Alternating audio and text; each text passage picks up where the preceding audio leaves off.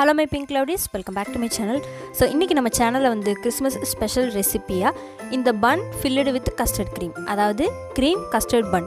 அது எப்படி பண்றது அப்படிங்கறத தான் பார்க்க போறோம். பன்னுல வந்து creamோ இல்ல ஜாமோ அப்ளை பண்றவங்க இல்ல வந்து பன்ஸ்ல வந்து cream filling இருக்கும்ல அந்த மாதிரி சாப்பிடுறவங்களுக்கு இந்த ரெசிபி ரொம்பவே பிடிக்கும். இது வந்து வெனிலா custard filling ரொம்பவே ஈஸியா இருக்கும், அதே நேரத்துல டேஸ்டியா இருக்கும். இப்போ வாங்க எப்படி பண்றதுன்னு பார்க்கலாம். ஃபர்ஸ்ட் ஒரு கப்பில் வந்து 1 டீஸ்பூன் அளவுக்கு சுகர் சேர்த்துங்க. அதோட ஒரு 1.5 டீஸ்பூன் அளவுக்கு ஈஸ்ட் சேர்த்துங்க. வார்ம் வாட்டர், ஹாட் வாட்டரில் வார்ம் வாட்டர் வந்து நீங்கள் வந்து எந்த கப்பில் வச்சுருக்கீங்களோ அதில் கொஞ்சம் மூழ்கிற அளவுக்கு, அதாவது ஒரு 1/4 அளவுக்கு மட்டும் தண்ணி சேர்த்து கலந்துருங்க. இப்போ அது வந்து ஆக்டிவேட் ஆகிட்டு இருக்கட்டும். இந்த கேப்பில் வந்து நம்ம ஒரு பவுலில் வந்து 1 கப் அளவு மைதா மாவு, 1 டேபிள் ஸ்பூன் அளவுக்கு சுகர், இப்போ ஆக்டிவேட் ஆன ஈஸ்ட் வந்து இதில் சேர்த்துடலாம்.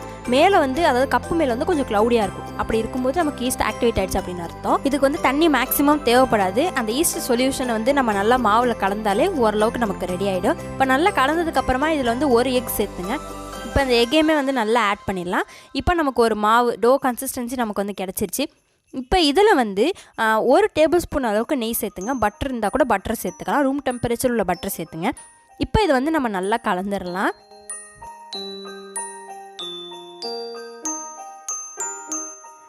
ஒன்ஸ் எல்லாமே வந்து நல்லா கலந்ததுக்கப்புறமா இந்த மாதிரி ஒரு என்ன சொல்கிறது, எதுவும் கிராக் இல்லாமல் இந்த மாதிரி ரொம்ப இல்லாமல் ஓரளவு கிராக் இல்லாத மாதிரி ரெடி பண்ணிக்கோங்க. இப்போ இது வந்து ஒரு 2 மணி நேரம் அப்படியே நீங்கள் வந்து மூடி போட்டு வச்சுருங்க. இது வந்து நல்லா ஊறும். இப்போ 2 hours கழிச்சு பார்த்திங்கன்னா நமக்கு ஈஸ்ட் ஆக்டிவேட் ஆகி நல்லா சூப்பராக ஸ்பாஞ்சியாக மாவு கிடச்சிருச்சு. ஜென்டிலான நீட் கொடுத்துக்கோங்க, ரொம்ப அழுத்தி அழுத்தி பிசைஞ்சிடாதீங்க, அப்புறம் நம்மளோட ஃப்ளஃபினஸ் வந்து குறைஞ்சி போயிடும். அதனால் கொஞ்சமாகவே சும்மா ஒரு தடவை நீங்கள் வந்து இந்த மாதிரி நீட் பண்ணாலே போதும். இந்த மாதிரி ஒரு மீடியம் சைஸ் பால் வந்து ரெடி பண்ணி வச்சுங்க. மேக்ஸிமம் 6 இல்லைனா 7 கிடைக்கும். நீங்கள் சின்னதாவோ இல்லை பெருசாவோ பண்ணிங்க. இந்த மாதிரி ஒரு பிளேட்டில் வந்து ட்ரான்ஸ்ஃபர் பண்ணிக்கோங்க. இப்போ ஏதாவது கிச்சன் கிளாத் இந்த மாதிரி போட்டு மூடி வச்சு இது ஒரு 10 மினிட்ஸ்க்கு அப்படியே இருக்கட்டும். இப்போ 10 மினிட்ஸ் கேப்பில் வந்து நம்ம கஸ்டர்ட் ரெடி பண்ணிடலாம். நான் வந்து அல்லமின் இந்த பிராண்டில் உள்ள கஸ்டர்ட் பவுடர் யூஸ் பண்ணிக்கேன். நீங்கள் எந்த கஸ்டர்ட் பவுடர் வேணாலும் யூஸ் பண்ணிக்கலாம். அதுலேருந்து ஒரு 3 டேபிள் ஸ்பூன் ஒரு பவுலில் மாற்றிக்கோங்க. நமக்கு வந்து எந்த ஒரு லம்ஸும் இல்லாத அளவுக்குள்ள தண்ணி மட்டும் சேர்த்துக்கிட்டா போதும், ரொம்ப தண்ணியாக இருந்துட வேணாம். இப்போ நீங்கள் கலந்து பாருங்கள், பத்தலைன்னா இன்னும் கொஞ்சம் தண்ணி சேர்த்து இந்த ஒரு லம்ஸ் இல்லாமல் நல்லா கலந்துங்க. அந்த அளவுக்கு தண்ணி மட்டும் தான் நமக்கு தேவைப்படும். இப்போ லம்ஸ் இல்லாமல் நல்லா கலந்தாச்சு. இப்போ ஒரு பேனில் வந்து ஒரு 1 கப் அளவுக்கு உள்ள பால் சேர்த்துங்க. காய்ச்சாத திக்கான பால் சேர்த்துக்கோங்க. இப்போ இதில் வந்து நம்ம கலந்து வச்சுருக்க அந்த கஸ்டர்ட் மிக்சர் வந்து சேர்த்துடலாம். இதில் வந்து ஒரு 4 டேபிள் ஸ்பூன் அளவுக்கு சுகர் சேர்த்துக்கோங்க. எனக்கு அந்த ஃபுட்டேஜ் எப்படியோ டெலீட் ஆகிடுச்சு, ஸோ அதனால் காமிக்க முடியல. ஒரு 4 டேபிள் ஸ்பூன் அளவுக்கு சுகர் உங்கள் ஸ்வீட்னஸுக்கு ஏற்ற மாதிரி இன்க்ரீஸோ டிக்ரீஸோ பண்ணிக்கலாம். இப்போ நமக்கு இந்த திக்னஸில் வந்து கஸ்டர்ட் பவுடர் ரெடி ஆகிடுச்சு. இது அப்படியே ஆறட்டும்.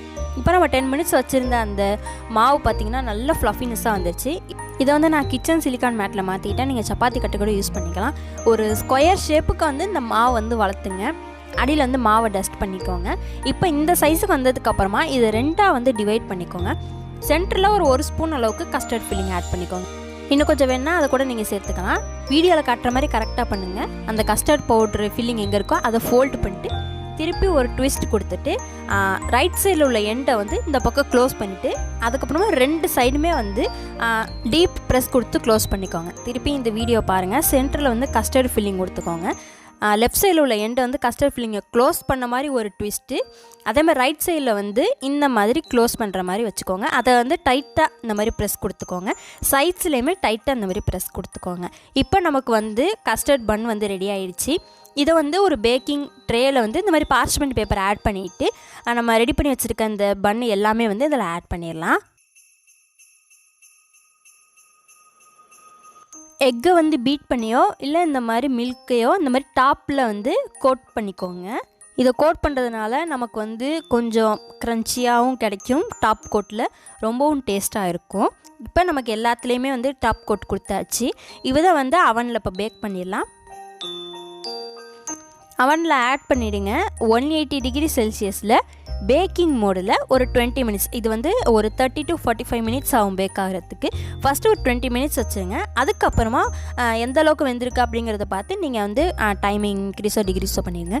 இப்போ நமக்கு சூப்பரான கஸ்டர்ட் க்ரீம் ஃபில்லிங் பன் வந்து ரெடி ஆகிடுச்சு. இது ஒரு டெக்ஸ்டர் உங்கள்கிட்ட நான் காட்டுறேன் பாருங்கள். செம்ம சாஃப்டாக இருக்கும், சூப்பராக இருக்கும். கண்டிப்பாக வந்து ட்ரை பண்ணி பாருங்கள். பேக்கிங் ஐட்டம்ஸ் பிடிக்கிறவங்க, பிரெட் ரெசிபி, பிரெட்லேயே வந்து ஸ்வீட் ரெசிபி, பன் ரெசிபி அந்த மாதிரி பிடிக்கிறவங்களுக்கு இந்த ரெசிபியுமே கண்டிப்பாக பிடிக்கும். நீங்கள் ட்ரை பண்ணி பாருங்கள். ஃபில்லிங்கோட டெக்ஸ்டருமே நமக்கு ரொம்ப சூப்பராக வந்து கிடச்சிருக்கு. கண்டிப்பாக அந்த ரெசிபி ட்ரை பண்ணி பாருங்கள். உங்களுக்கு இந்த வீடியோ ரொம்ப பிடிச்சிருக்குன்னு நினைக்கிறேன். என் சேனலுக்கு தொடர்ந்து சப்போர்ட் கொடுங்க.